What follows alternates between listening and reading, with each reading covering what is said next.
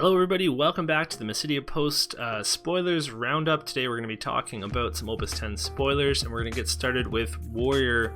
Warrior is 4 CP Earth common. It has 8,000 power. It's a job standard unit. Its category is special. So when Warrior enters the field, select one of the two following actions. Choose one forward until the end of the turn. It gains Brave, and it gains 1,000 power for each point of damage that you have taken or that you've received. Choose one forward, deal it 1,000 damage for each point of damage you have received. So I like this card. It's cool. It has great art. The full art looks very nice. Kind of reminds me of a Fire Emblem style of character. So you have to be wary with a 4 CP forward though, because they can be tough to gain value from with all the removal in the game. It takes more of an investment to play 4 CP forward, so they have to be good. So thankfully this guy has an ATB, and they both the abilities have a lot of utility, but I just don't know if it's going to be enough for this card to see play. Earth already has big forwards. It has ways to buff big forwards. This could be a nice tempo play to get a forward out and then buff something small. It gets Brave and a ton of power, it attacks, and it's able to block. And this could even be something to be used with like a Earth Fusoya build. And Earth does like taking damage. We have cards like Cecil, Noctis, and to a degree the Opus 9 Cabranth. Although I wouldn't count on the Opus 9 Cabranth getting to a 6 damage ability and being useful every game. So otherwise, this card can be used to ping off small forwards. If you have a slow deck, it takes a while to set up and you're playing against aggro, they have some smaller forwards, this guy's going to do it for you. I might combo with Fusoya to ping off bigger forwards, but because your average forward is going to be at about 7,000 power, and if you want this guy to ping for 7,000, you have to have lost the game because you'll be at 7 damage. It means that you're not going to really be killing that many big things or that many relevant things with Warrior. So it's going to have to be a combo card, or you're going to be using it for the power boost. Alright, for this next card, I'm going to butcher the name. It's an Ice Rare Backup 3 CP. And I believe it's Eve Noel. So it's an EX Burst Searcher for one of the most played dark cards in the game. Of course, Kamla, which is great. Card's done. It's already good. So we're going to talk about the new Cam and the new Elden Rush soon, but this card is already good enough to be plug and play into existing decks to get your Dark Engine online. It's a great card. Alright, here he is, the new Kamla. Every time I see 11 cards like this, it makes me want to just jump back in to Final Fantasy XI, and if you haven't played it, I highly recommend it. You can experience a lot of the game solo using the trust system, so you get to play the whole game, which traditionally had to be done with a party. It's a super immersive game, and it's just so much fun to see all the characters and the cards that you've been seeing in FFTCG. So anyway, 2 CP 8k forward is fine. That's a good value. But his second ability is a lot harder to achieve. It's like a worse version of Squall from Opus 8. So if you play his brother first, Eldernash, you're going to be able to follow up and probably get some discard going. But as we saw earlier, you can now search to both of them with 3 CP backup, so that's good too. But to be honest, even without this setup, Cam is going to make your opponent discard most games mid to late game, because people ramp backups in FFTCG, people attack with 4s in FFTCG, so to get 4 dull characters, that's not going to be very difficult to do. And if you want an example, you can look at Kukulane, who's able to reduce power of forwards by like 5-6k reliably.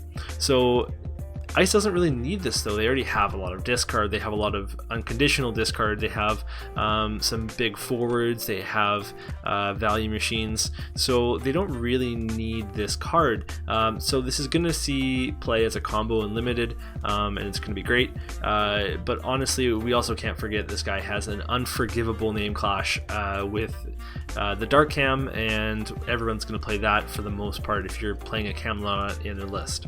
More Revenant Wing cards. This time we have Willis. He's Warrior, 2 CP, 5,000 power. If you control a card named Judge of Wings, Willis gains 3,000 power. and Willis must attack once per turn if possible, and when Willis is put from the field to the break zone, choose one forward of cost 4 or less your opponent controls and break it. So that's a pretty cool effect, and a 2 CP AK is not bad either. So it's really hard to comment on this card until we hear what the Judge of Wing does. If it's a backup, then Willis becomes way stronger than if it was a forward, so that will be a really big thing to find out.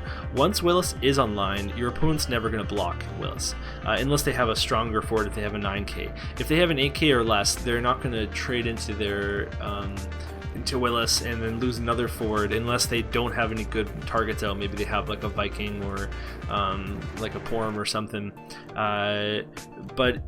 or if they just have like 5 cost cards and they're not going to worry about it otherwise. But for the most part, Willis is going to go unblocked, which is kind of nice. He's always going to be attacking. Now it means that you're going to fall for combat tricks, maybe like a Belias and Fire, but for the most part he's going to be probably getting some damage done. Now if you play them in water, then in lightning water, then you're actually going to have a pretty good Famfrit target here, because when you Famfrit Willis, he's going to be able to go 2 for 1. You're going to basically Famfrit, they'll select a forward, and then when that resolves, you'll use Willis's ability to choose another forward and then break that as well. So it is too bad that he can't post up as a blocker because he has to attack.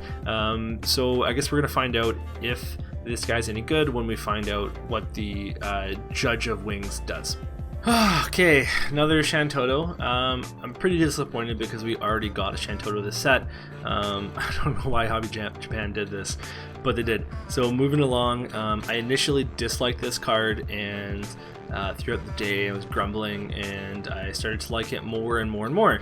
So it's really grown on me. It's almost always going to be a 1 CP 7k with great recursion potential, and recursion on ETB is very strong. If you want an example of that, you just have to look at Pururu or the Luminous Puma, but now you put it on a forward, and that's fantastic, because you're getting an attacker, a blocker, you're getting a way to win the game, but you're also getting that recursion.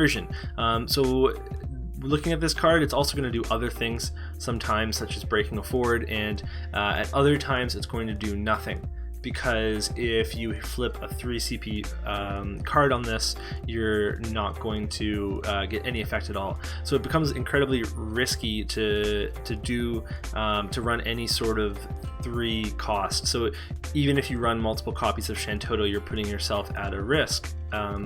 So it means that you can't run her in Ice Earth, because Ice tends to have a lot of 3 CP forwards, some really good ones, and the reason I say Ice Earth is because whenever I see an ETB, the good ETB, the very first idea I have is, well, let's do it twice with Renoa, because that's just going to be super powerful, and that's what I did with the 9 CP Shantou we just got in the spoilers or in the starters. So as for this reveal a 6 cost or higher effect, that's not going to be as bad as you might initially think.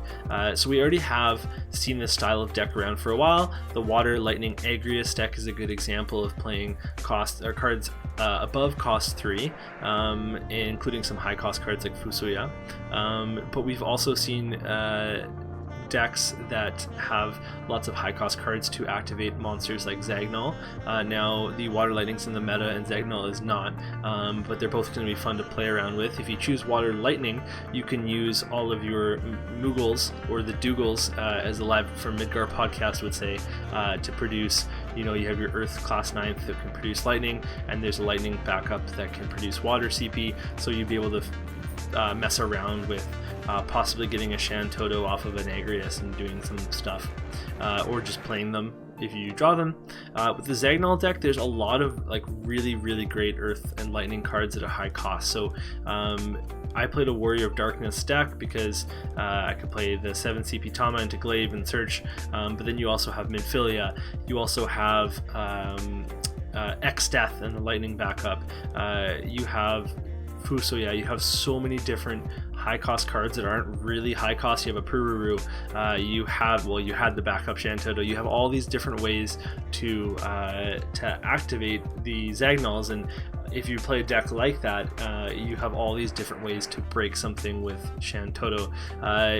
To make it 100% consistent, I don't think that's going to be able to happen unless we have a really good way of putting cards on top of our deck or ordering the cards on top of my deck. We do have some of that in water, but it's not really consistent to be played with this card. So we're going to see people experimenting with this card. It's kind of a shame to see it as a legend, although I do see how this card is at a legend power level. It's just not as fun as some of the other legends that we've seen. That's going to be all from me, folks, so sound off in the comments below and let me know what spoilers you're looking forward to, and we're going to be doing lots more of these videos because the official community spoiler season has officially started, and the Mysidia post might have a spoiler at some point for you too. So enjoy, and we'll see you next time. Thank you so much for watching. You can like and subscribe to support us further, and you can read the Mysidia Post articles at themysidiapost.com. You can also check out our Patreon if you want to support us more. And if you need FFTCG singles, then look no further than Cards at Willis. They've got great deals and prices. Check them out. Finally, I'd like to thank FF Decks for creating the best website for creating your Final Fantasy trading card game decks.